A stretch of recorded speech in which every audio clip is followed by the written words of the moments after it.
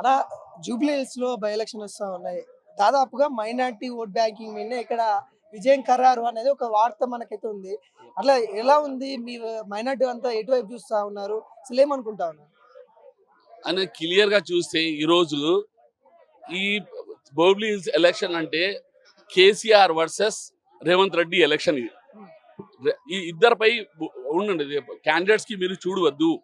Direct KCR versus Revanth Reddy 2 years లో ఏం చేసినా అందరికీ అర్థమైంది.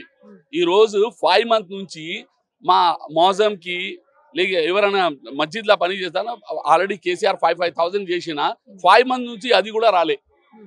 ఈ రోజు 1 తులా బంగారం ఇద్దామంటే అడిగి కూడా ఇయ్యలే. ఏమైనా మాట ఇచ్చిన తర్వాత ఈరోజు ఏమైనా మాట్లాడితే ఒకే మాట మార్నింగ్ నుంచి రామ్ రామ్ రామ్ ఎట్లా చెప్తారా, కేసీఆర్ కేసీఆర్ కేసీఆర్ చెప్తారా భయ అంతే. రేవంత్ రెడ్డికి ఏమైనా బుద్ధి రావాలంటే కంపల్సరీ ప్రతి మనిషి జూబ్లీ హిల్స్ నుంచి కంపల్సరీ బీఆర్ఎస్ కు గెలిచాలి. బీఆర్ఎస్ కోడ్ ఎందుకు ఇవ్వాలంటే కేసీఆర్ చేసిన పని ఎవరు చేయలేదు తెలంగాణకు. అందుకు నుంచి మేము చెప్తున్నాం కదా, రాబోయే రోజు మీరు ఎలక్షన్ వచ్చిన తర్వాత చూడండి, పబ్లిక్ ఫేవర్ లో చూడండి. ఈ రోజు ఎంతమంది ముస్లిమ్స్ టోటల్ 1-sided ఎవరైనా వచ్చిన తర్వాత ఈడ జూబ్లీ హిల్స్ ప్రతి ఓట్ ముస్లిం తరపు నుంచి బీఆర్ఎస్ కి పోతుంది. బీఆర్ఎస్ కి 100% బీఆర్ఎస్. ఈయన వచ్చిన తర్వాత ఏం చేసిన, ఆయన సొంతం అసెంబ్లీ ఏరియాల టోటల్ డిమాలిష్ చేసిన, ఒక గ్రేయార్డ్ కి, ఒక మస్జిద్ కి, ఒక దర్గాకి, ఏమో ఇది ముసల్మాన్ అంటే ఎవరైనా వచ్చే ఒక్క మాట కూడా ఫిలప్ చేయలే. ఒక్క మాట మాకు 1 తులా బంగారం ఇద్దామని ఇయ్యలే. మా జీతం అంటే 10,000 12,000 చేద్దాం అది కూడా చేయలే. ఏమైనా గ్రేయార్డ్ కి ఒక భూమి కూడా ఇలే. ఈడ గ్రేయార్డ్ కి భూమి ఇచ్చిన తర్వాత అది కూడా దొంగ భూమి. అది ఆర్మీ క్లెయిమ్ చేస్తారా, సైడ్ నుంచి ఆల్రెడీ కాలనీ తరఫు నుంచి బంద్ చేసి చేస్తారా? పబ్లిక్ కోసం మాట్లాడి ఫైనలైజ్ చేస్తే మంచి అవుతుంది. ఎంఐఎం లేకుంటే ఎంఐఎం కూడా ఈడ జూబ్లీ హిల్స్ లా ఎంఐఎం మాట ఇచ్చిన తర్వాత ఈ రోజు రిటర్న్ అయింది.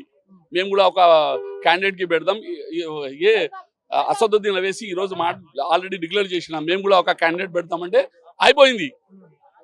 ఏమన్నా లేదా కదా, సపోర్ట్ ఉంటే ఆయన క్యాండిడేట్ ఎందుకు పెడతారా? క్యాండిడేట్ లేకుంటే ఇది పెట్టిన. జూబ్లీ హిల్స్ బై ఎలక్షన్స్ అయితే వచ్చాయి. ఇక్కడ ఉన్న కార్యకర్తలు, బీఆర్ఎస్ నేతలు ఏమనుకుంటున్నారో తెలుసుకునే ప్రయత్నం అయితే చేద్దాము. సరే, ఎలా చూస్తా ఉన్నారంటే ఇటు బీఆర్ఎస్ వర్సెస్ ఇటు కాంగ్రెస్ అని చెప్తా ఉన్నారు, ఎలా ఉంది? जूबली हिल्स बाई इलेक्शन में मैं आपको एक ही बात ये बताऊंगा कि 1000 रेवंत रेड्डी भी आ जाएं और 1000 नरेंद्र मोदी भी आ जाएं तो उससे कुछ होने वाला नहीं है कि बीआरएस पार्टी ही विजय होगी और कांग्रेस का डिपॉजिट जाएगा, भारतीय जनता पार्टी का डिपॉजिट जाएगा।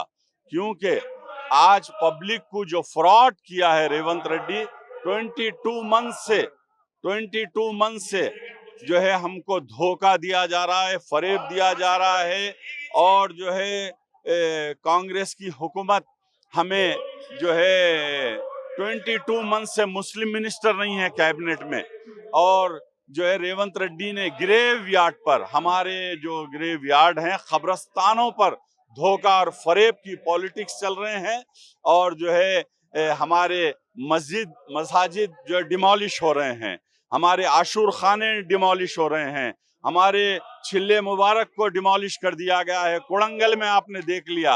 अरे ये कांग्रेस की बुलडोजर हुकूमत है और इस बुलडोजर हुकूमत से हमको जो है पब्लिक को निजात दिलाना है और जूबली हिल्स कॉन्स्टिट्यूंसी में 1,30,000 वोटर्स हैं, डिसाइडिंग फैक्टर हैं और तमाम मुस्लिम वोटर्स बीआरएस पार्टी के साथ हैं।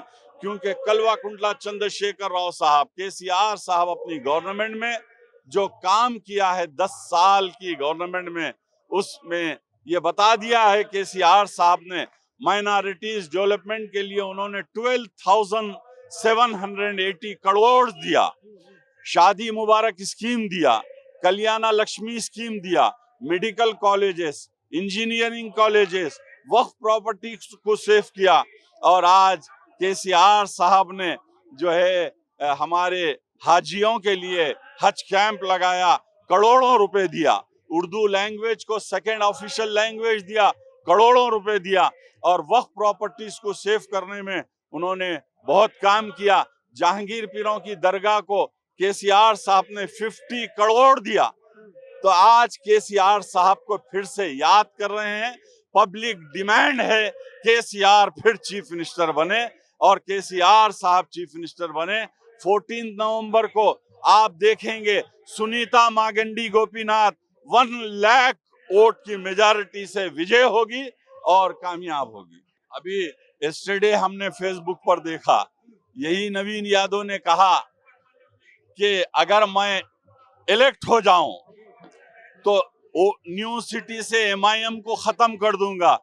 तो ये बहुत बड़ा चैलेंज है एमआईएम को, और एमआईएम नवीन यादव को सपोर्ट नहीं करेगी और एमआईएम कॉन्टेस्ट भी नहीं करेगी, क्योंकि जुबली हिल्स बीआरएस पार्टी का गढ़ है और मागंडी गोपीनाथ 2000 करोड़ रुपीस से जो है जुबली हिल्स को डेवलप किया है।